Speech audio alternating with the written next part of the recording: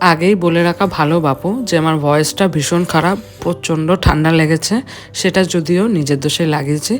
যাকগে সেসব কথা। নমস্কার, আমি রাই।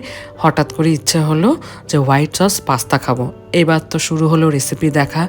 নানান জিনিস ঘেটে মোটামুটি রেসিপি দেখে টুকটাক যোগাড়যন্ত্র করলাম। এই একটু বাটার, মেয়োনিজ, এই একটু চিজ, এসব তো যোগাড়যন্ত্র হলো। আর কিছু যা সবজি ছিল মোটামুটি ফ্রিজ খুলে দেখেছি, টুকটুক করে কেটে নিয়েছি। এখানে একটা বিষয় বলে রাখা ভালো, পাস্তার যে হোয়াইট গ্রেভি বা হোয়াইট সসটা হয় সেটার কোয়ান্টিটি বা পরিমাণ যদি সমস্তটা ঠিকঠাক থাকে, এই যেমন ময়দা, বাটার, এটা যদি ঠিকঠাক থাকে বা রিফাইন্ড অয়েল, তাহলে এটা খেতে দুর্দান্ত লাগে। চটজলদি বানাতেও খুব ইজি আর ভীষণ মুখরোচক, টেস্টটাও ভরপুর। এই রকম সন্ধ্যে টিফিনটা একদম যেন জমে যায়। আহা, কি অপূর্ব টেস্ট! তোমরাও চাইলে বানাতে পারো। চলো, টাটা।